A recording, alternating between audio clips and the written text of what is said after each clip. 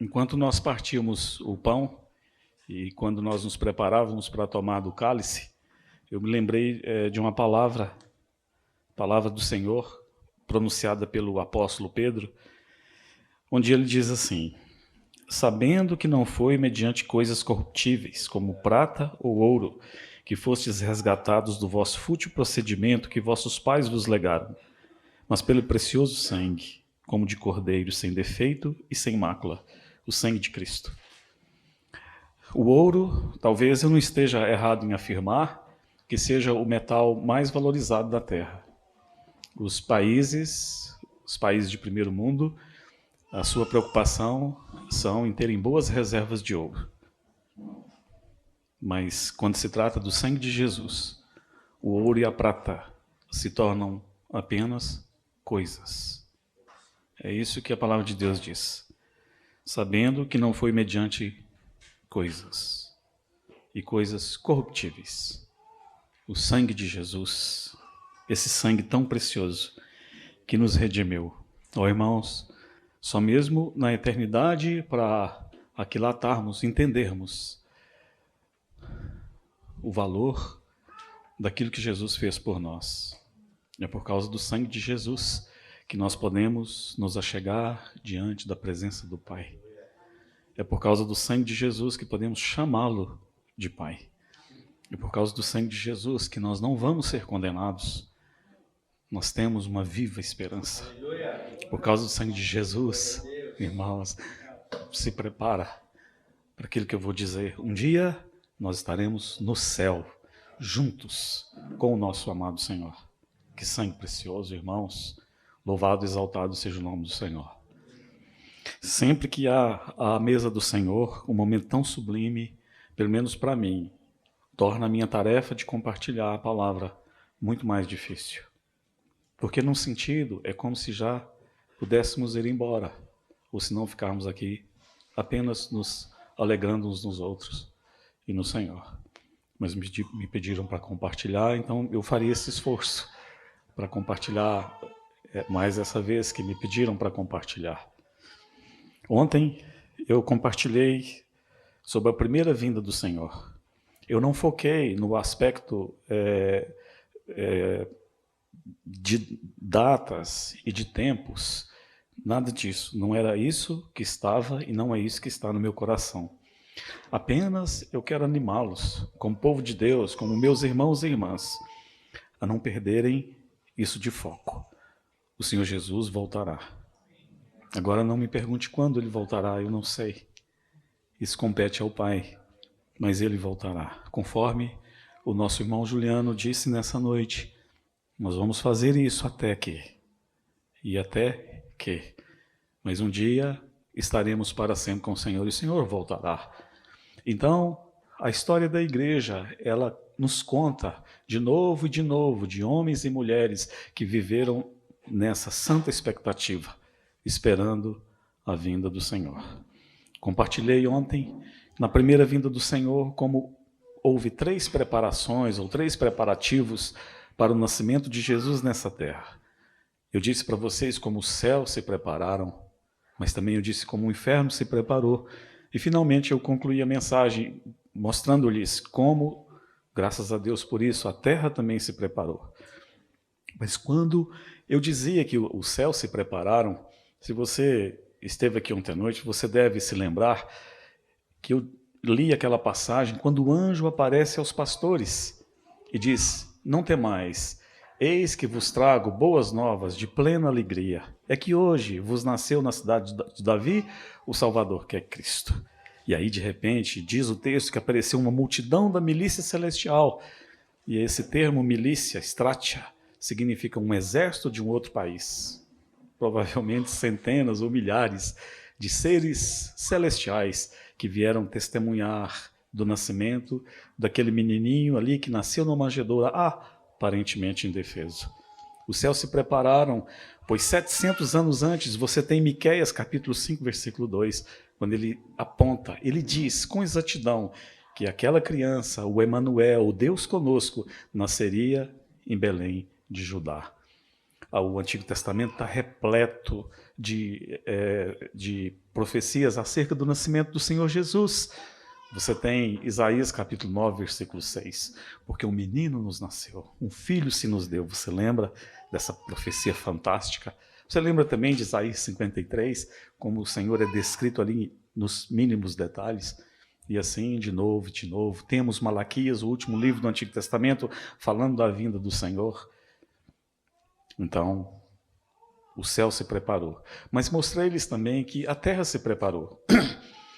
E toda vez que eu toco nesse assunto, eu fico talvez um pouco frustrado, porque quando a terra se preparou, apenas alguns gatinhos pingados, como a gente diz lá em Minas, e a gente não vai ver muitas pessoas esperando pelo Senhor Jesus. Nós vamos ver uma Ana, nós vamos ver um Simeão, nós vamos ver um Zacarias, nós vamos ver a sua esposa Isabel, nós vamos ver os anjos, poucas pessoas. Mas eu temo que talvez, ao compartilhar essas coisas, alguns de vocês, ao invés de serem encorajados, e esse é o meu intuito, você possa se desencorajar. Possa dizer, irmão Léo, se havia poucos naquela época, quem é suficiente para essas coisas? E você pode ter uma ideia errada de que aqueles homens e mulheres que estavam aguardando a manifestação do Filho de Deus na sua primeira vinda eram super-homens. Se você pensa assim, eu quero livrá-lo dessa ideia.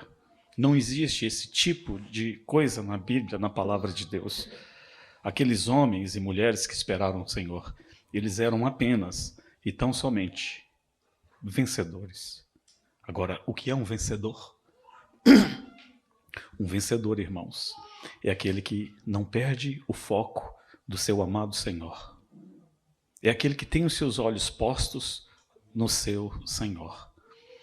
Há um salmo no Antigo Testamento que ele diz que como os olhos dos servos e das servas estão nas mãos dos seus senhores. Você lembra desse salmo?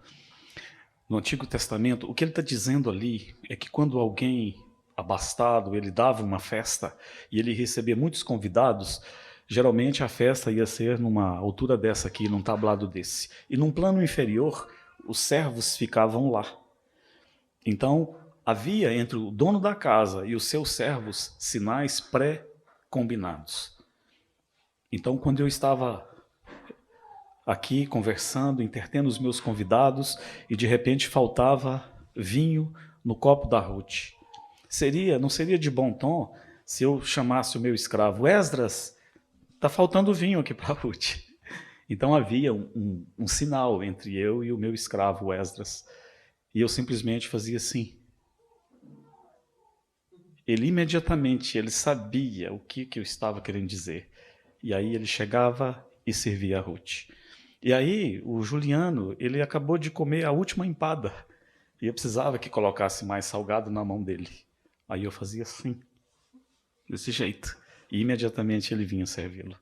Então a função do servo era manter os olhos nas mãos do seu Senhor, todo o tempo. O que é um vencedor? Um vencedor é como Hebreus capítulo 11, versículo 38, bem define. Depois de termos aquela lista ali no capítulo 11, que muitos chamam de heróis da fé, e esse, para mim pessoalmente, mas eu respeito se você não concordar, não tem dificuldade nenhuma, mas para mim é um título errado, que muitos se referem ao capítulo 11 como heróis da fé. Então olhamos aqueles homens e mulheres e falamos assim, para ser um herói da fé, eu tenho que ser cerrado pelo meio. Eu tenho que ser comido pelo leão. Eu tenho que fazer isso, eu tenho que subir na árvore, eu tenho que pular lá de cima. Não tem nada disso. Quando vemos a lista com cuidado de Hebreus capítulo 11, você vai ver pessoas lá mencionadas como o pai da fé, Abraão. Você vai ver um homem como Jacó, Davi.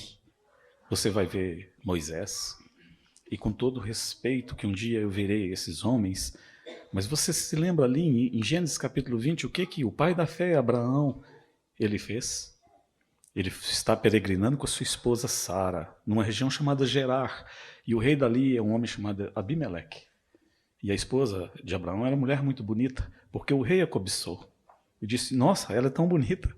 E Abraão disse, é a minha irmã. E o rei a tomou para si e levou para casa. E o Senhor veio em sonhos e falou, você vai morrer. essa mulher já tem marido. Falou, meu Deus, Senhor, foi na minha inocência. E chamou o pai da fé. E disse, o que você está me fazendo? Essa mulher é sua esposa? Você falou que é sua irmã? E ele disse, não, na verdade é o seguinte, eu te contei uma meia-verdade. Ela é minha irmã, ela é filha do meu pai, mas não é filha da minha mãe. Mas ela também é minha esposa. Você lembra de Moisés, quando ele entendeu que deveria livrar o povo de Deus do Egito? E ele saiu e viu um egípcio espancando um hebreu, e ele foi lá e deu um golpe de karatê no egípcio e matou ele. Um mau começo, né? Para quem vai ser o grande libertador. E você lembra de Jacó? Quando ele nasceu, ele já segurava o irmão dele pelo calcanhar. E a história daquele homem de fracassos. Up and down, up and down. E ele vai enganando e sendo enganado. Aí ele termina a vida dele, lá em Hebreus 11, vai dizer como que ele terminou a vida dele por causa do trabalhar de Deus, da obra da cruz. Diz assim, e Jacó, quando estava para morrer, apoiado sobre a extremidade do seu bordão, adorou. Aqui está um vencedor. Alguém que teve up and down, altos e baixos, e terminou a sua carreira adorando o Senhor. Ele teve muitos problemas, mas como ele amava o Senhor. Então, o que é um vencedor? Um vencedor é alguém que mantém os olhos sobre o seu Senhor. Hebreus capítulo 12, depois de capítulo 11, que dá aquela lista daqueles homens e mulheres, versículo 38, capítulo 11 diz, homens dos quais o mundo não era digno. Então você vê Abraão, ele está ali, mesmo com as suas imperfeições, ele era um homem do qual o mundo não era digno. E Jacó, com as suas trapaças, ele era um homem do qual o mundo não era digno. Então, ser um vencedor não é ser um super-homem. É alguém que ama Jesus e mantém os olhos nele todo o tempo. Aqueles homens e mulheres, eles puderam obedecer ao chamamento divino e fazer a vontade de Deus na sua geração. Deus tem te chamado para ser um bom pai, um bom marido. Irmão, se dedique a isso. Ame a sua esposa. Cuide da sua esposa. Proteja a sua esposa. Edifique a sua casa. Abençoe os seus filhos. Deus te chamou para ajudar os irmãos aí na obra. Ajude os irmãos, seja liberal, seja generoso. Não precisa de ninguém saber disso, mas cumpra aquilo que Deus te chamou. Ele te chamou para pregar a palavra? Seja fiel, pregue a palavra. Ele te chamou para ser de socorro, de ajuda? Faça isso aí. Ele te chamou para ensinar? Faça isso. Ele te chamou para cuidar do seu marido? Nossa, minha esposa cuida tão bem de mim. Tão bem, graças a Deus por isso. Que tem cuidado de mim, dos meus filhos. E tem cumprido silenciosamente o papel que Jesus chamou ela para fazer no corpo de Cristo. Tem sido mãe de muitos, graças a Deus. Então, o que eu compartilho com vocês para animá-los, irmãos, irmãs, a vontade do Senhor, que todos aqui estejam alertas, atentos, esperando e apressando a vinda do Senhor Jesus. Seja fiel naquilo que Ele te chamou. Dê o seu melhor enquanto aqui nessa terra. Ame o Senhor. Hebreus fala, capítulo 12, que visto que temos a rodear-nos tão grande nuvem de testemunhas, e ele começa ali o capítulo 12 com uma conjunção conclusiva. Portanto, capítulo 12, versículo 1. Portanto, visto que temos a rodear-nos tão grande nuvem de testemunhas, quando aparece essa palavrinha, essa conjunção, portanto, ele está ligando o que ele disse anteriormente com o que ele vai falar agora. O que ele está ligando? Capítulo 11. Aqueles que muitos dizem, chamam e se referem a ele como os heróis da fé. Mas não está na minha Bíblia como heróis da fé.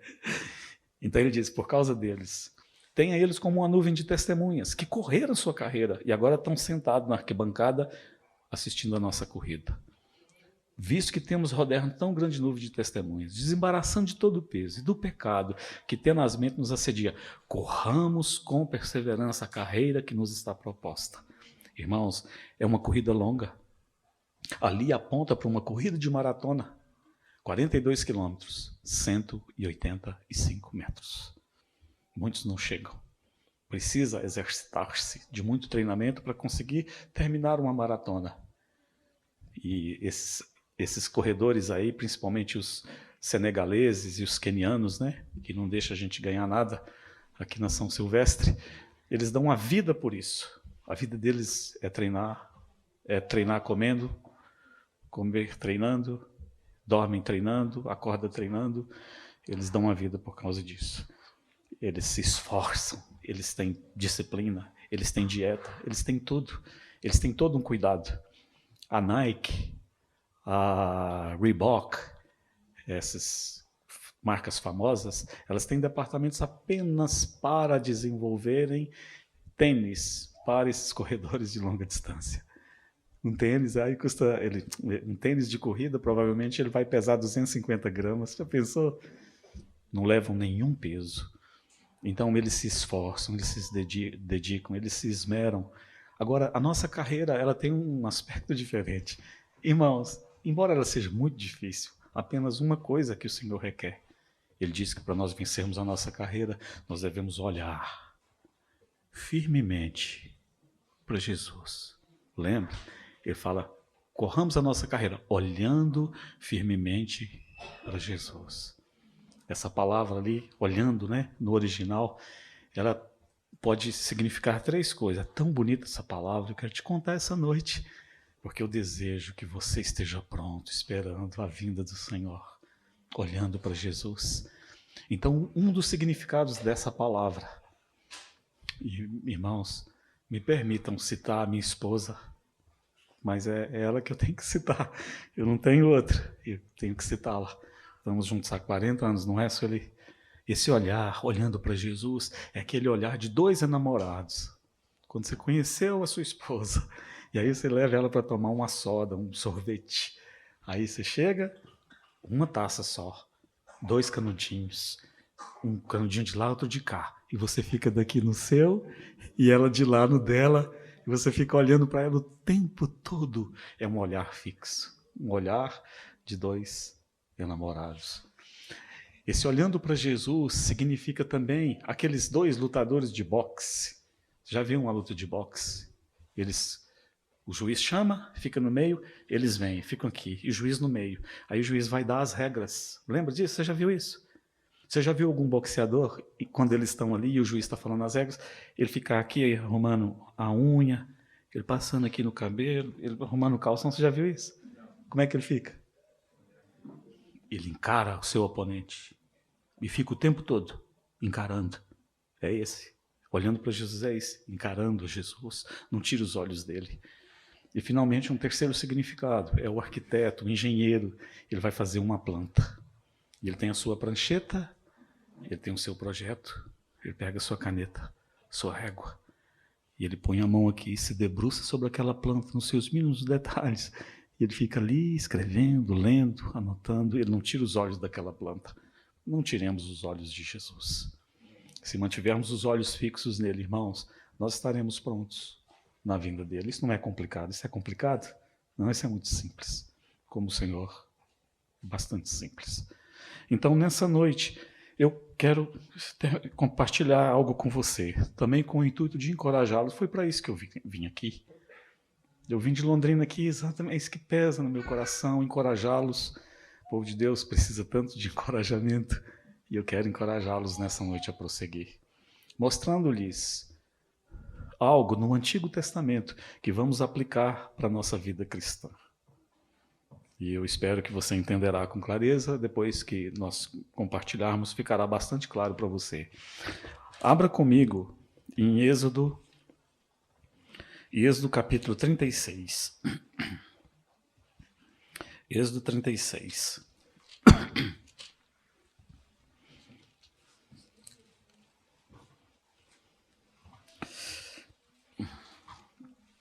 Êxodo capítulo 36. A partir do versículo 26. Aqui na minha Bíblia tem um título assim: A coberta de peles e as tábuas. Está isso aí na sua tradução, na sua versão? A coberta de peles e as tábuas, está aí? Você tem isso aí? Tá, né? Então, nós vamos enfatizar nessas tábuas. Ele vai descrever para nós como eram essas tábuas do tabernáculo. Você lembra do tabernáculo? O tabernáculo era uma construção retangular. Tomemos essa sala como exemplo. Então nós tínhamos lá fora o átrio externo, aqui nessa sala o santo lugar e aqui no fundo, lá no fundo, o Santo dos Santos. O tabernáculo, ele era construído, ele tinha 20 tábuas desse lado daqui, ele tinha 20 tábuas do lado dali, e lá no fundo, ele era dividido aqui por cortinas, e lá no fundo ele tinha mais 6 tábuas e duas, uma em cada canto. Então ele tinha 20, 40 e mais 8 lá, 48. Ele era composto de 48 tábuas. Essa era a estrutura do tabernáculo. Então nós vamos ver como que eram essas tábuas. Por que o Espírito Santo deixou isso para a gente? Certamente há muita coisa que podemos ser edificados aqui. Então o texto diz, no versículo 20, capítulo 36, fizeram também de madeira de acácia as tábuas para o tabernáculo, as quais eram colocadas verticalmente. Irmãos, tem alguém aqui que a tradução sua, ao invés de verticalmente, diz que estavam de pé? Tem alguém aqui com essa... Não? Espanhol? Não, tem não? Tá, então eu vou ler para você. Em duas versões na língua inglesa. Na NASB diz assim: então ele fez as tábuas do tabernáculo de madeira de acácia, estando completamente eretas, ou estando completamente em pé. E na International Standard Version diz assim: então ele fez em pé madeiras de acácia para o tabernáculo. É importante, o Espírito Santo não colocou aqui por acaso. A tradução, a inglesa diz, fez também de madeira de acácia as tábuas para o tabernáculo e as colocou de pé. Claro que tinha que ficar em pé, mas o Espírito Santo quis enfatizar. Ele não deixou para nós descobrirmos por nós mesmos. Ele colocou verticalmente, vertical, em pé. E na tradução inglesa, com bastante clareza, elas estavam em pé. Cada uma das tábuas tinha 10 côvados de comprimento e côvado e meio de largura. Então, a altura da tábua, eu já vou te contar que cada tábua ela tinha 4,5 metros. E ela tinha 67 centímetros de largura. Quem for matemática, aí fácil, você vai descobrir aí se tinha 20 de cá, multiplica por 67, você vai achar mais ou menos 13 metros e 38, 13 metros e 28, vamos colocar 13 metros e 50. Essa parede aqui, 13 metros e 50 de lá, e se tinha 8 lá, largura de 67 centímetros, vai dar 5 metros e 28, 5 metros e 30 e poucos, 5 metros e meio. 13,5 por 5,5. Cada tábua tinha 2 encaixes, travados um com o outro. Assim fizeram com todas as tábuas do tabernáculo. No preparar as tábuas para o tabernáculo, fizeram 20 delas para o lado sul. Está aqui. Fizeram também 40 bases de prata debaixo das 20 tábuas, 2 bases debaixo de uma tábua para os seus 2 encaixes e 2 bases debaixo de outra tábua para os seus 2 encaixes. Também fizeram 20 tábuas ao outro lado do tabernáculo, para o lado norte, está ali. Com as suas 40 bases de prata, 2 bases debaixo de uma tábua e 2 bases debaixo de outra tábua. Ao lado do tabernáculo para o ocidente fizeram 6 tábuas.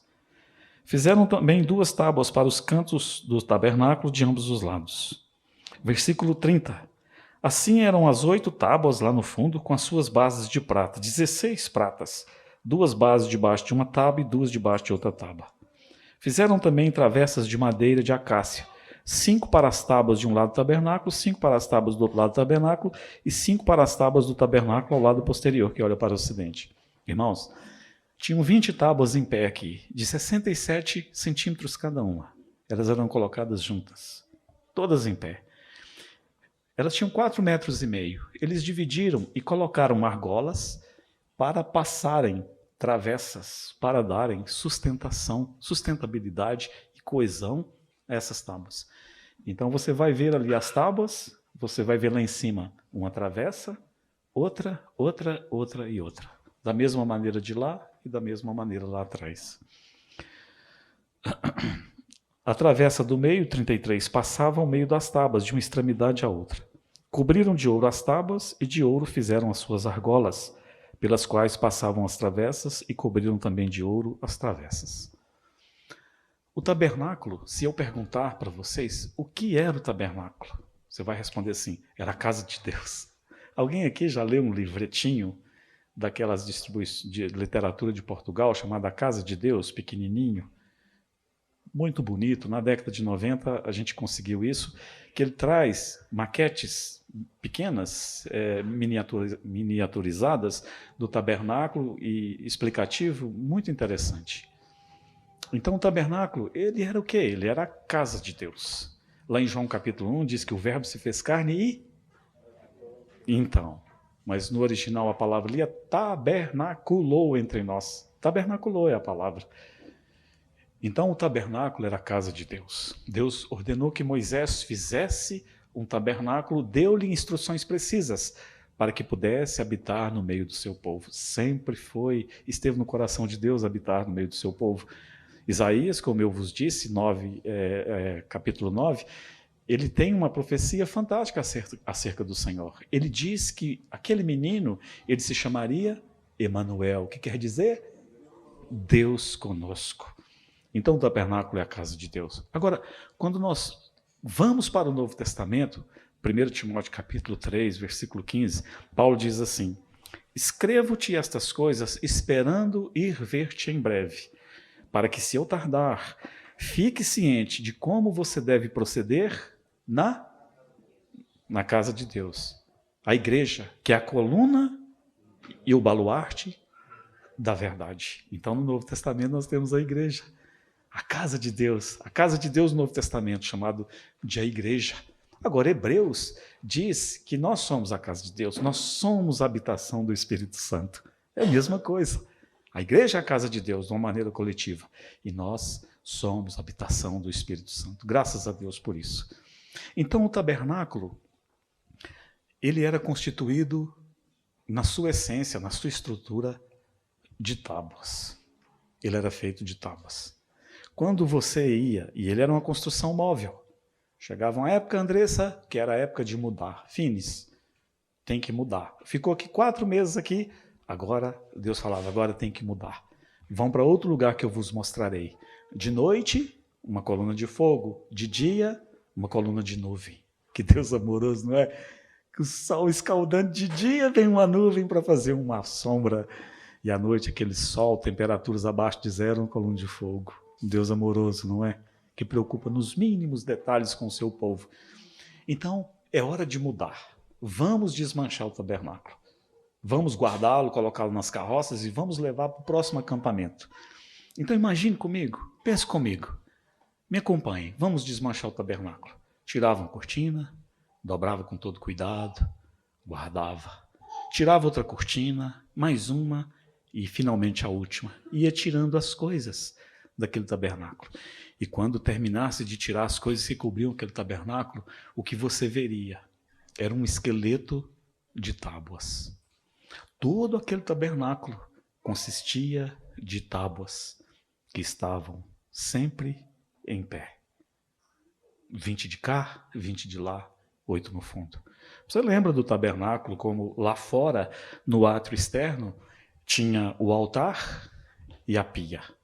Quando você entrava no santo, ali no santo lugar, você tinha o candelabro, a mesa dos pães da proposição, e você tinha o altar de incenso. E aí, quando você entrava lá no Santíssimo, você tinha apenas a arca. E dentro da arca, você tinha as 2 tábuas da lei, a vara de Arão que floresceu e uma porção de maná. Agora nós descobrimos o tabernáculo. Agora está quase pronto para nós empacotarmos tudo. Só faltam essas tábuas.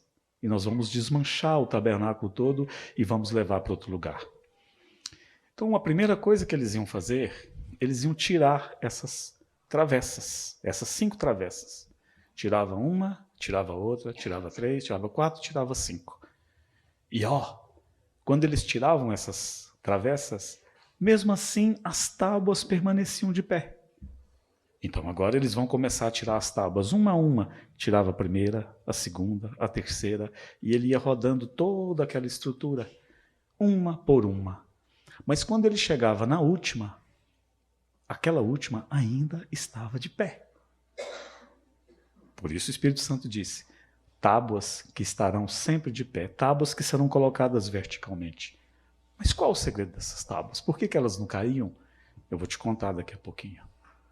Mas antes, eu quero te lembrar que lá no início, no primeiro versículo que nós lemos, a instrução que o Espírito Santo deu a Moisés, com bastante clareza, ele disse o tipo de madeira que deveria ser usado para essa tábua. Você lembra qual que é?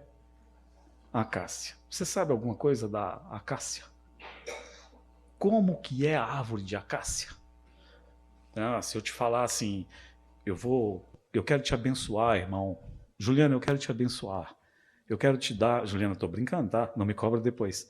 Eu quero te dar um móvel, uma cristaleira. Eu quero te dar um móvel. Juliana, pode escolher qual madeira que você quer. Pode escolher, eu vou mandar fazer. Você vai pedir talvez o quê? Uma peroba, né? Uma madeira de lei, uma madeira, aquela avermelhada, né? Pau-brasil. É claro, vai escolher em cima. Mas se eu te contar como é a madeira de acácia, você não vai escolhê-la. Provavelmente madeira de acácia é o que o Zé fica queimando lá na casa dele. A madeira de acácia é tão sem valor que no Brasil ela é vendida como lenha. E os artesãos, se você levar e falar assim, eu quero que você faça uma panela aqui de madeira, uma coisa para mim aqui, um enfeite, com essa madeira aqui de acácia. Ele vai falar, não, muito obrigado. Não, eu te pago bem. Não. Sabe por quê? Porque a madeira de acácia, ela é uma madeira muito difícil de ser trabalhada. Eu vou te dar algumas características dessa madeira.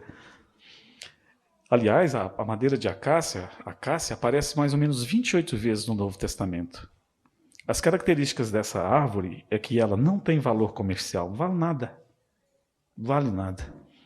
Então, se for plantar, não planta acácia na sua casa, que é perda de tempo.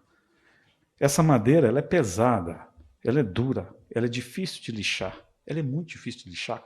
Você pega, vai lixando, acaba a lixa e ela não é lixada. Essa madeira também, o tronco e os galhos são tortos. Essa madeira, ela é extremamente difícil de ser moldada. E essa madeira possui muitos espinhos. Essa madeira somos nós. A casa de Deus é constituído desse tipo de material. Isso está falando de nós, irmãos. A casa de Deus é esse o material que o Senhor escolheu na sua sabedoria. E eu fico perplexo. Porque imagine, na casa do Zé que está me hospedando com tanto carinho, essa família tão abençoada, estão lá construindo a casa. Eu acho que mais 8 ou 9 anos termina, né, Zé? Estão construindo a casa, mas é uma casa cheia de detalhes.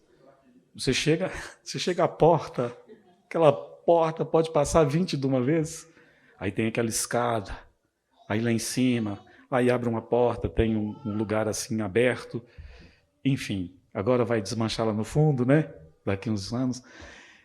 Então, uma casa feita com capricho, com esmero, uma casa que já está tão bonita e vai ficar muito mais.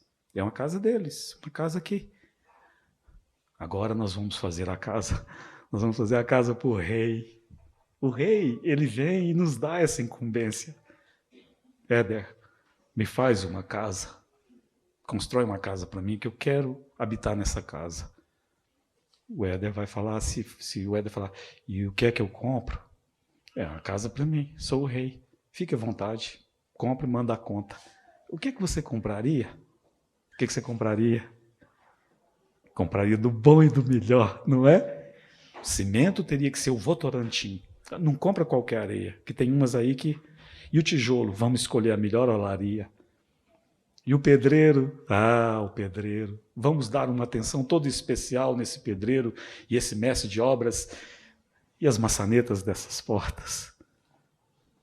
Pergunta o Zé, vamos fazer a porta do tamanho do Zé. Não, é para o rei. A porta do Zé, não. Ela que era tão bonita já ficou para trás. Vamos fazer algo mais esplendoroso, vamos decorá-la com ouro, vamos colocar maçanetas de prata. E o piso? O piso é o que tiver o de melhor no mercado. Aliás, vamos importar. E o mármore? O mármore tem que ser mármore de Carrara. Não é assim? Mas quando Deus manda Moisés fazer uma casa para que ele habitasse, ele escolheu, irmãos, pasmem, ele escolheu o pior material. Ele escolheu o material mais difícil de ser trabalhado. Por que não escolheu uma peroba rosa? Por que não escolheu um jacarandá, um ipê amarelo, um pau-brasil? Por que não escolheu essas coisas? Paulo vai dizer, né, que Deus escolheu as coisas loucas do mundo. Ele não escolheu as sábias, e ele poderia ter escolhido as sábias, mas, irmãos, ele me deixaria de fora. E você também estaria lá comigo, lá fora. Graças a Deus que ele escolheu o pior. Ele escolheu a escória da humanidade. Ele escolheu aqueles que eram rejeitados. Não havia nenhuma esperança para mim. Oh, eu fico tomado do amor de Deus. E fico pensando onde eu estava. E esse Jesus maravilhoso veio e foi me buscando, foi me abraçando, foi me limpando. Quando eu era inimigo dele, quando eu era seu inimigo, eu blasfemava contra o Senhor. Eu não tinha respeito por ele. Eu fazia piadas com o nome dele. E isso não me impediu de vir me amando, e me amando, e me amando. Ele é tão maravilhoso, irmãos. Ele escolheu as coisas loucas do mundo, não é? Aquele grande pregador, o Moody, me perdoe eu ficar citando o Moody. A história dele é tão bonita. Orlando Boyer, no seu livro lá, O Heróis da Fé, ele fala que 500.000 pessoas foram salvas pela instrumentalidade desse homem.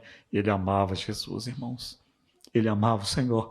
E um dia lá, onde ele se reunia com os irmãos, veio algumas pessoas visitar, porque o grande Moody, quando ele prega, ele lança a sua rede, vem 1.000, 2.000, 3.000. Então as pessoas, alguns falaram, vamos lá ver esse homem, como é que é a vida dele. E a história diz que foram lá visitar. E viram uma reunião lá que ele fez, ele pregou. E aí depois terminou a reunião, alguém chegou, um visitante chegou e falou assim, irmão, me desculpa, mas eu achei que aqui ia cair fogo do céu. Que aqui ia ter cura, que aqui não ia ter isso, que ter aquilo lá, e os anjos iam descer, e que aqui, na verdade, eu achei que eu veria muitos milagres aqui na sua igreja. Eu falei, ô irmão, você não viu? Tem muitos aqui, irmão, não vi nenhum. Ele falou, não, vamos dar uma volta aí, vamos dar uma volta. E foi andando com o irmão e falou assim, tá vendo aquele lá em cima? O nome dele é Flávio Diório. Ele era um grande pecador. Não havia nenhuma esperança para ele. Ele é diácono aqui. Ele serve o Senhor aqui. Olha ali, aquele ali é o Juliano, tá vendo? Não precisa ficar com medo da barba dele. Ele é uma criança, ele é amoroso. Mas ele era um homem muito perigoso, todo mundo tinha medo dele, ele andava só armado. Irmão, ele é uma bênção. Não tem outro em quem nós confiemos tanto. Está vendo aquela mulher lá? Aquela mulher de azul? Estou vendo. Outrora, era uma meretriz bastante conhecida na cidade, com a vida totalmente destruída. Você viu como ela louvava, como ela levantava os braços, como ela chorava? Ô, irmão, não diga isso, tem tantos milagres aqui. Por causa da obra de Jesus. Essa madeira de acácia somos nós. Às vezes eu fico pensando, o que é isso? Será que, e eu falo de uma maneira reverente, eu temo a Deus, mas eu fico pensando, Deus tem muito senso de humor, como é que ele vai escolher isso? Eu podia fazer assim, e os materiais iam caindo do céu, e tudo ia caindo do céu, e aquela madeira maravilhosa, depois dar uma invernizada, e aquela construção no meio do deserto ia ser algo maravilhoso. Mas a estrutura do tabernáculo, o segredo daquele tabernáculo ficar em pé é porque ele era composto de 48 tábuas de madeira de acácia. Agora pensa comigo, esse artesão, esse carpinteiro que é responsável por essa obra, ele vai lá no deserto. Ele não precisava andar muito longe, essa madeira não vale nada. Ninguém quer essa madeira, então tem muito em todo lugar, ninguém quer. E aí ele vai e escolhe essa aqui, essa grande madeira, essa grande árvore, toda torta. O galho é torto, o tronco é torto. E aí ele pega, e o que ele vai fazer com essa madeira? Sabe qual a primeira coisa que ele vai fazer com essa madeira? Antes de colocá-la em pé na casa de Deus? O que ele vai fazer? Ele vai cortar. Ele vai vir com seu machado bastante afiado e ele vai dar aquele golpe de amor e vai cortá-la sem dó, sem piedade. Vai jogá-la no chão. E aquela madeira agora, ela está totalmente nas mãos daquele carpinteiro. Ah, você sabia que Jesus foi um carpinteiro? O pai dele era carpinteiro, José era carpinteiro. Com toda certeza, Jesus aprendeu seu ofício. Ele aprendeu seu ofício, ele era carpinteiro. E ele era um excelente carpinteiro, porque tudo que ele faz bem feito. Então, irmãos, uma vez eu escutei um irmão falando para o outro assim, pau que nasce torto, nasce torto. Vocês têm esse ditado aqui? Pau que nasce torto, nasce torto. Aí um irmão virou e falou assim, irmão, mas Jesus é um excelente carpinteiro. E mesmo de um pau torto, ele pode fazer um móvel bastante bonito. É isso. Aquela árvore de acácia torta, com seus nós protuberantes, aquela madeira difícil de ser lixada, e esse carpinteiro lá, nos dias de Moisés, ele vem e ele corta, e ele tira, e ele traz para a serraria, e agora ele vai começar a trabalhá-la. Provavelmente tinha um sistema, como nessas serrarias que tem uma serra poderosa, e ele primeiro, então ele vai serrá-la, e depois ele vai lixá-la, e vai lixá-la, e vai lixá-la. E ele vai medir exatamente o tamanho que ele quer, aquela tábua. Ela tinha 67 centímetros de largura, não é 68, 67, 4,5 metros de altura. E depois ele ia juntando uma a uma. Éder, né? O éder, escuta, tem um problema na audição, né? O éder era uma madeira de acácia. Talvez o éder foi a madeira a tábua número 17 que o Senhor preparou. Já trouxe 16. Agora ele foi lá, veio, está lixando, já tem uns 2 meses que está lixando aquilo lá. Ele é a tábua 17. Aí, daqui um pouco sai outra tábua, é a 18, é o Finis. E ele vai juntando uma, tábuas de diferentes lugares. E agora ele vai trazê-las juntas e vai usá-las na estrutura da casa de Deus. Irmãos, temos todos aqui diferentes backgrounds. Nós somos diferentes, nossa história é diferente. Se eu tivesse tempo para conversar com cada um, né? Tem até gente aqui que veio da Venezuela, não é? Com as suas histórias, com as suas dificuldades, estudando aquela matéria difícil, daquele desenho tão difícil, com aquela professora tão inteligente, não é? Que os desenhos dela eram mais elaborados, é sobre a pirâmide por dentro e essas coisas. Mas tem alguns aqui que vieram da roça. Irmão Léo, eu vim da fazenda, eu vim da roça. Eu cuidava de gado, eu cuidava de boi, eu cuidava de porco. Meu negócio é a roça. Tem outros aqui que foram para a faculdade, e outros aqui que vieram de lá, e outros aqui que perderam os pais, e outros aqui que tiveram vidas destruídas. Uma tábua de lá, outra de cá, outra de acolá. E ele vai nos juntando na casa de Deus, para que sejamos tábuas nessa estrutura maravilhosa, nessa casa maravilhosa, onde habita o rei. Irmãos, isso é glorioso demais. Então, depois dessas tábuas lixadas, prontas, ainda falta uma coisa essencial. Porque, mesmo sendo tábua, mesmo estando lixada, mesmo estando o tamanho certinho, ainda dá para você ver nelas as suas imperfeições. Dá para eu olhar, Sueli, você é a tábua de número 29, e falar, olha ali, ficou legal, mas tem uma imperfeição ali, tem umas estrias ali, tem umas rachaduras ali, tem aquilo ali, tem aquilo ali. Então sabe o que ele mandou fazer? Sabe o que Deus mandou Moisés fazer? Que pegasse o ouro e pudesse cobrir cada tábua. Então, a tábua 17 agora, ela foi coberta com ouro. Finis, Ninguém vai ver suas imperfeições. Você foi coberto com ouro. Ouro é a natureza de Deus. E agora, então, aquela tábua que era torta. Alguns dias, eu mesmo passei por aquela árvore. Eu torci o nariz, irmãos. Eu falei, que árvore feia. Que árvore sem esperança. Não tem beleza nenhuma nessa árvore. E agora eu olho aquela tábua em pé de 4,5 metros por 67 e eu falo, uau! Como pode ter algo tão belo? E o Senhor pode falar, é aquela que você desprezou. Você passou e torceu o nariz, é a mesma árvore. E eu digo, Senhor, que milagre é esse? E ele diz, foi a obra que eu tenho feito e fiz naquela árvore.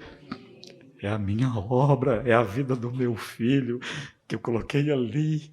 É o meu filho que foi lá e derramou o seu sangue. E agora não tem mais nenhuma imperfeição. Mas, irmãos, nós somos teimosos, não é? Nós somos culpados desse pecado. Mesmo que esteja coberta de ouro, às vezes nós vamos insistir. O Zé, irmãos, o Zé é um pai para mim.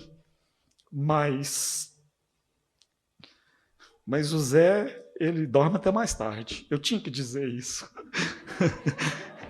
Irmãos, a Ruth é uma mãe para mim. Que bênção! A casa dela é minha mãe. Mas precisa aprender a fazer o café direito, igual a gente faz em Minas. Irmãos, ela tem só esse defeito. Irmãos, nós teimamos em encontrar defeitos onde o Senhor não vê, onde para o Senhor não existe. E nós dizemos, Senhor, olha, eu ainda consigo ver. Ele fala, não estou vendo. Não, Senhor, olha direito. Não, eu estou vendo direito. Não, Senhor, mas tem ali. Tem umas coisinhas erradas. Não tem. Não tem. Fomos cobertos com o ouro. Natureza de Deus. Em nós habita o Filho de Deus. Habita em mim. Jorge, habita em você. A vida que pulsa aqui dentro. Pulsa dentro de você. Pulsa dentro de cada um de nós. E Ele nos vê em Cristo. Oh, irmãos, isso não é maravilhoso? Então traz essas tábuas. Essas tábuas que eram diferentes, agora elas estão cobertas de ouro. E vão colocá-las lado a lado. Então, a tábua número 1, Samuel, vai ser colocada ali. Número 1, eu que estou dando o número para ele, porque essas tábuas não são numeradas. Mas vamos dizer que hoje, ele foi a tábua número 1, colocou ali, o pai número 2, Arnoldo número 3, o outro número 4, Felipe número 5, Juliano número 6, e assim foi. O tabernáculo vai ficar ali 6 meses. Zé Luiz, faz favor aqui. Deixa eu te usar como exemplo. Vamos ficar 6 meses no tabernáculo. Faz favor aqui. Zé Luiz, agora eu tive a alegria, a felicidade. Ele vai ser minha tábua, meu companheiro. Vem cá, irmãozinho, me ajuda aqui. Você é... João. O João vai ser a tábua à minha esquerda. Ah, essas 3 tábuas aqui. Zé Luiz, que alegria estarmos juntos. Vamos ficar 6 vezes juntos, agarradinho aqui. Que bênção. Essa é a tábua. Essa é a tábua. Vocês não estão felizes da gente estar junto? Vamos falar sobre tantas coisas. Amém. Tanta coisa para conversar. Aí, irmãos, quando está começando a ficar bom, a gente está desenvolvendo os laços. O tabernáculo muda. E aí, coloca o Zé Luiz, pode ir embora, Zé, vem Samuel. Aí traz outra tábua, vai João, vem aqui você. Aí muda as tábuas, aí eu estou lá com aquela expectativa. Cadê o Zé Luiz? Cadê o Zé Luiz? Onde ele está? Cadê o João?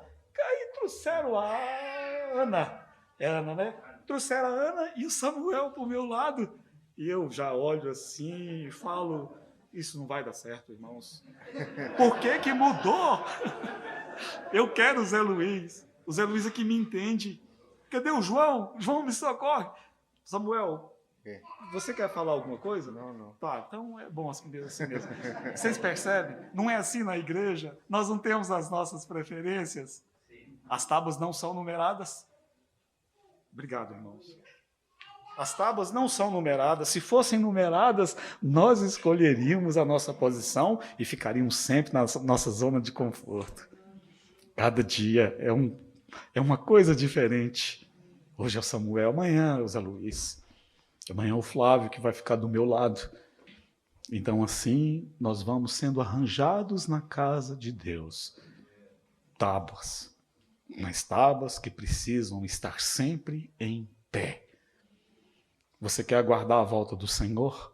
O segredo daqueles homens e mulheres que eu mencionei é que eles estavam sempre de pé. Na vinda do Senhor Jesus, eles estavam de pé. Então você pode dizer, Leonardo, irmão Léo, você fala de coisas grandiosas. Você mora em Londrina, você não sabe dos problemas nossos aqui. Aqui é impossível. Londrina, sim. Londrina você pode falar dessas coisas, ficar sempre em pé. Aqui é difícil, irmão. É impossível ficarmos sempre em pé. É possível? Eu vou te provar. É possível, sim. Aquelas tábuas estavam sempre de pé. Mesmo quando você ia desmontar, que você ia tirando uma a uma, nenhuma caía no chão, nenhuma tocava no chão.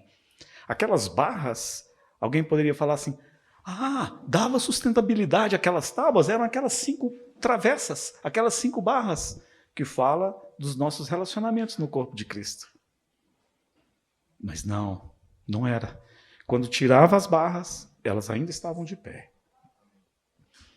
Tantos irmãos que se desviaram pelo caminho, que ficaram pelo caminho por causa de rixa, por causa de problemas uns com os outros, por causa de ciúminho, por causa de fofoquinha, de coisinha, de nada. Tantos que ficaram, tantos que confiavam no homem, que tinha naquele homem, um homem piedoso, eu concedo, uma mulher piedosa, amém? Mas que tinha naquele homem, naquela mulher, o seu exemplo. Nosso exemplo é Cristo. E aí, quando essa barra, ou quando essa travessa, ou esse varal de apoio, ou essa amizade, ou aquela companhia, nos é tirado, caímos no chão. Graças a Deus que não eram aquelas 5 barras que mantinham aquelas tábuas de pé.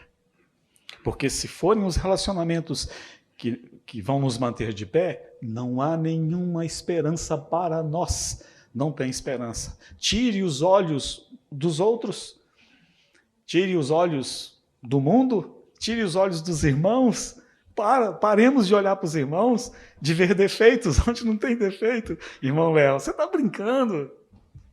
Finis é cheio de defeitos. Irmãos, eu posso contar alguns, mas eu não vou contar. É cheio de defeitos.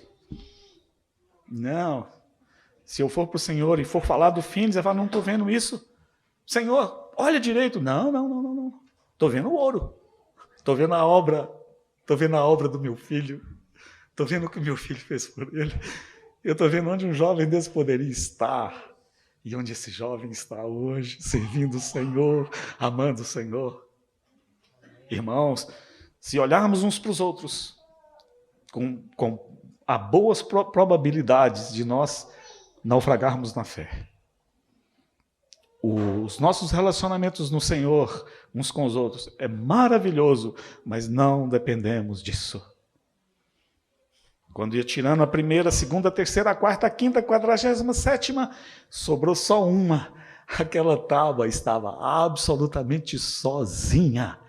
E mesmo assim ela estava de pé. Uma única tábua. Todas as outras já foram embaladas, ela está sozinha. Mas ela ainda está de pé. Você já leu a história de Watchman Nee? Ele ficou preso uns 20 anos na cadeia e há controvérsias. Alguém diz que ele saiu, soltaram ele para morrer, e outros dizem que ele morreu na cadeia. Então, não posso te dizer com certeza.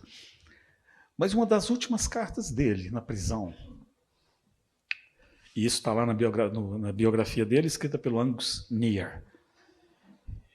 Aqui está um homem que é vigiado 24 horas por dia, e para ele receber cartas, uma comissão tem que ler. E para ele escrever a carta, uma comissão tem que ler. Ele não pode falar de Deus, ele não tem Bíblia, ele não tem nada. E aí nós perguntamos, esse homem, ele ficou absolutamente sozinho, essa tábua, ela ficou sozinha, você não consegue ver essa tábua? Todas as outras já foram retiradas e essa tábua está sozinha e ela permanece de pé. E como que ela permanece de pé? Uma das últimas cartas que ele escreveu com uma parente dele.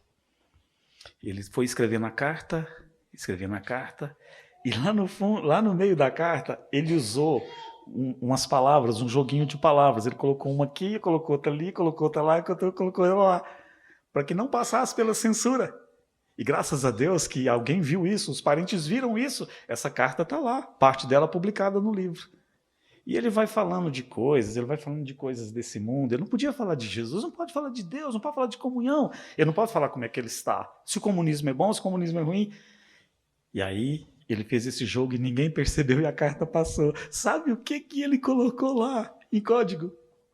Ainda conservo a minha alegria. Oh, irmãos, uma única tábua. Maltratado, tirado da sua esposa, dos irmãos que ele tanto amava. Essa tábua está absolutamente só e ela permanece de pé. Nós podemos permanecer de pé. Você sabe por quê? Você sabe por que nós podemos permanecer de pé? Por que essas tábuas poderiam permanecer de pé? Por que elas não caíam? Me conta, eu já te contei, eu já li o texto. Qual era o segredo? Quem falou? Sabe qual era o segredo? Essas tábuas não tocavam o chão. Deus mandou que Moisés fizesse bases de prata para essas tábuas. Então, essa tábua de 4,5 metros por 67, cá embaixo ela tinha duas, acho que é cavilha que chama, né? Ela tinha dois, tipo parafusinho de madeira assim. Para cada tábua, ela tinha dois. Ela era apoiada sobre duas bases de prata. Aqui. Tinha uma base de prata aqui e outra aqui do lado. Então, ela era colocada sobre as bases de prata. Era a base de prata que tocava o chão. As madeiras não tocavam o chão. Era a base de prata. Agora a pergunta, quantos quilos que pesava cada base?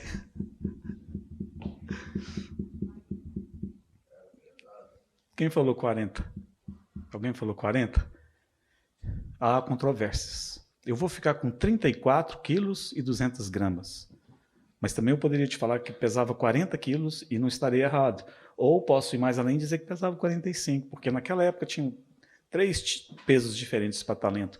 Mas vamos considerar 34 quilos e 200, cada base. Então tinha uma base de 34 quilos e 200 e outra de 34 quilos e 200. Ela tinha um furo aqui e outro de cá. A tábua vinha e encaixava aqui. É por isso que ela não caía, Zé. Ela estava apoiada sobre a base de prata. Então, estamos falando de 70 quilos, nada vai mover essa tábua. Um saco de cimento, para quem já pegou um saco de cimento, tem 50 quilos. É pesado aquilo, não é? 70, a base de prata. Agora, irmãos, a prata fala de quê na Bíblia? O que é a prata? Redenção. Glória a Deus. Fomos redimidos. Irmãos, nosso fundamento é Cristo. Você pode permanecer de pé. A sua base, ela é inamovível. 70 quilos de prata debaixo de você, te sustentando o seu peso. Deixa eu sonhar. É como o meu filho ali, pequenininho, né? Pai, quero voar. Pegava ele aqui no braço e saía correndo com ele assim, e ele com os bracinhos assim, ele achava que estava voando. Era eu. Irmãos, é Cristo, Ele é o nosso fundamento. Qualquer progresso na nossa vida é Cristo. Por que estamos de pé? Porque estamos de pé é por causa da obra redentiva desse Senhor maravilhoso que deu a sua vida por nós. Irmãos, podemos ficar de pé. Não há desculpa para cairmos, não há. Podemos permanecer firmes na nossa posição de cristãos. Por causa de nós, por causa do meu esforço, porque eu vou ser um homem melhor? Não tem nada de bom em mim. Tudo que eu tenho foi Cristo que me deu. Ele me deu tudo. Irmãos, Ele me deu o perdão dos pecados. Ele me deu a vida eterna. Ele me deu paz no coração, Ele me deu alegria. É Ele que me supra, é Ele que me guarda. Aí, Ele e o Pai é dito que enviaram o Espírito Santo. Que Senhor maravilhoso! Senhor, mas o Senhor vai, nós vamos ficar sozinhos, está tão bom o Senhor aqui. Calma, vai ficar melhor, Juliano, eu tenho que ir. Aí eu vou mandar outro da mesma natureza. Porque hoje ele diz, eu posso estar com vocês, mas eu não posso estar em vocês. E o que eu vou enviar, Ele vai estar convosco, mas ele também vai estar em vós. E ele vos ensinará acerca de todas as coisas. Irmãos, qual era o segredo de Simeão? Aquele homem já velho que estava no templo, e foi-lhe revelado que ele não passaria dessa vida sem ver o Cristo do Senhor. Eu contei para vocês que o nome dele significa ouvido. Ele foi treinado para ouvir o Espírito Santo. Então, num dia que não sabemos, ele está lá. E eu sou curioso. Na glória eu vou perguntar para ele. Me conta com detalhes. Aquele dia que levaram Jesus no templo, que você pegou ele. Me conta o que você estava fazendo naquele dia. Como que você ouviu a voz do Espírito? Que falou assim, vai no templo, vai no templo. Aí ele vai me contar. E se você tiver paciência, eu te conto depois. Ele vai falar, eu estava fazendo isso e isso. Eu estava meditando, eu estava adorando. Eu lembro, Léo, eu estava com os braços abertos louvando o Senhor. Eu estava lendo uma porção das Escrituras. Eu estava alimentando as galinhas. Eu estava fazendo alguma coisa. Ele estava vivendo a vida cristã normal. E aí ele escutou aquela voz. Vai no templo. Vai no templo, tem uma surpresa para você lá. E aí ele chegou, e aquele menino chegando, e a Espírito Santo falou, é isso aí. Ó. E ele não errou. Ele pegou aquele menino e deu glória a Deus. Podemos ficar de pé, irmãos, por causa da obra de Jesus. Guarde isso com você. Lembre-se do fundamento no qual você foi posto. Paulo diz aos Coríntios que não tem outro fundamento. Nosso fundamento é Cristo. E não há um fundamento tão grande como esse. Irmãos, confiemos nele, nos entreguemos nele. Aprendamos a ser guiados por ele. Aprendamos a ouvir a voz do seu Espírito. Amemos o Senhor. Não tiremos os olhos dele. E o meu desejo é que vocês, e eu, a Sueli, o Esdras, minhas filhas, nós possamos estar sempre de pé, como essas tábuas, na casa de Deus inamovíveis. Irmãos, paremos de olhar uns para os outros. Se olharmos para os outros, nós vamos ficar desanimados. Nós desanimamos. Tiremos os olhos uns dos outros. Não vamos ver defeito naquilo que Deus não vê. Ele nos vê em Cristo. Esse ouro aponta também para o que Romanos 8, 29 diz, que nós estamos sendo conformados à imagem de Cristo. Mas eu insisto, eu digo, olha o Felipe, olha como é que o Felipe fez aquilo errado. Não estou vendo. O Senhor diz, não, Senhor, olha. Não estou vendo. Mas, Senhor, o que o Senhor está vendo então? Eu estou vendo a vida do meu filho sendo formada no Felipe, tão novo, e ele já tem uma porção do meu filho nele. É isso que me alegra, é isso que me dá regozijo no meu coração.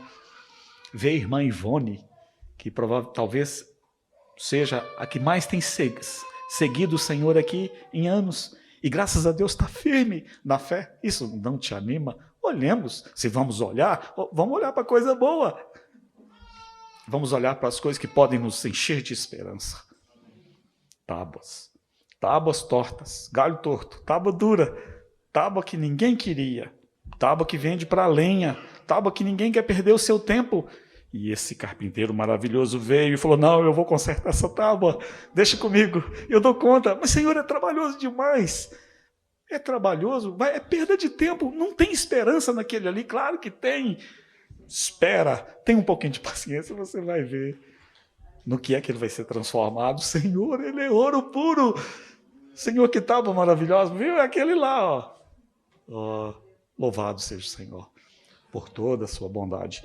Tábuas de acácia, mas tábuas revestidas com ouro puro, que estavam sempre de pé. Que o Senhor nos abençoe. Vamos orar.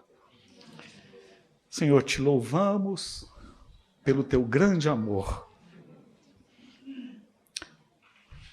Que amor é esse que nos deu o seu próprio Filho para morrer em nosso lugar, Senhor? Isso nos comove, isso nos toca. Senhor, pairava sobre nós a condenação eterna. Senhor, nós merecíamos, mas por causa desse amor, desse desejo de ter muitos filhos, iguais ao seu, o Senhor veio, o Senhor nos amou e nos deu o Senhor Jesus, e nós cremos nele.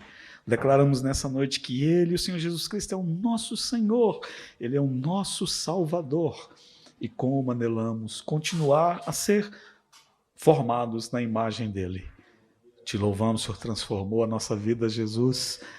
Estávamos lá naquele deserto, sem nenhuma esperança. O povo passava e torcia o nariz. E o Senhor veio com tanto amor, e o Senhor começou a operar a obra da cruz em nós, e o Senhor nos cortou com esse machado tão afiado, e não parou aí. E o Senhor tem operado, e vem operando, e operando, e operando. Como te louvamos, e hoje podemos ser tábuas em pé na tua casa. Tudo é teu, Senhor, não há mérito nenhum em nós, mas tudo é por causa da tua bondade, do teu amor. Senhor, concede esses irmãos aqui esperarem a volta do Senhor, aguardarem com paciência a vinda, a manifestação do Senhor. Me concede isso também a mim, os meus filhos e a Sueli, para podermos esperar o Senhor, aguardarmos o Senhor. Senhor, se o Senhor não voltar na nossa geração, olha o meu filho Esdras, minha filha Esther, a Ruth, Felipe, o João, a Ana, usa eles para esperarem o Senhor. Que haja uma geração pronta, seja na minha, seja na deles, mas que aguardem o Senhor com fidelidade, com esperança, com perseverança, com paciência. Te amamos, te louvamos, Senhor. Louvado seja o teu nome. Oramos, Senhor Jesus, no teu precioso nome. Amém.